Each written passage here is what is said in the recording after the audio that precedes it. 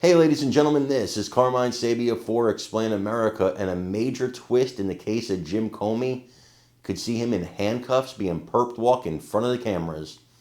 Before we get started, please make sure you like, comment, share, and subscribe.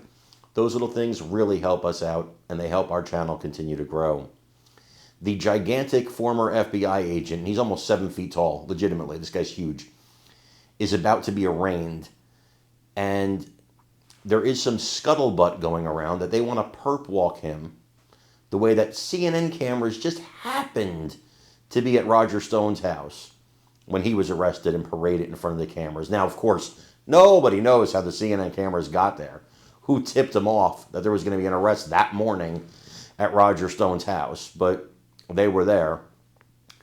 And it looks like Kash Patel wants to return the favor to Jim Comey. Now, apparently, according to some sources, there was one FBI agent who was not on board with this, and he was relieved of his duty. Now, this FBI agent says that that's not the case, that there was no indication he wasn't on board with this, but then goes on to insult Kash Patel and the Trump administration, which tells me he probably was not on board with this. If that's his North Star, if that's what he believes, then he probably wasn't on board with this, and Kash Patel was right to fire him, because your job in the FBI, you understand, is to obey orders. Your opinion does not matter. There is a hierarchy. There's a pecking order. You follow orders. There's a chain of command. Just like the military, just like any police organization. Now, this guy didn't want to get with the program. Allegedly. He denies it. And of course, CNN, they're just beside themselves at this. Interesting, because they're the organization that, did the whole Roger Stone perp walk thing.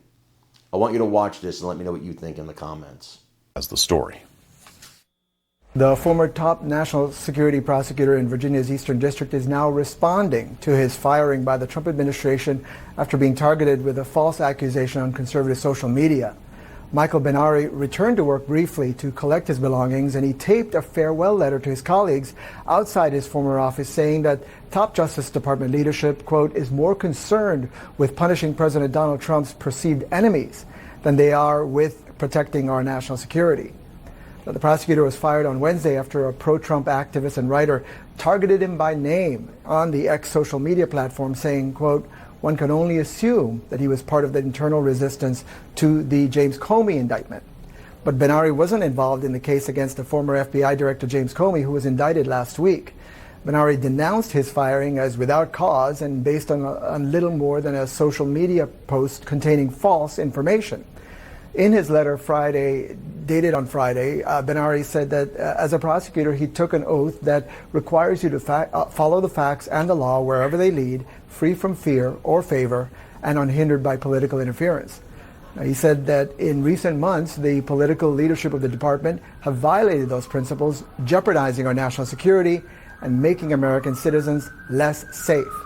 Benari was leading the prosecution of a man accused in the planning of the Abbey Gate bombing, in which U.S. military members were killed in a terrorist attack during the Afghanistan withdrawal.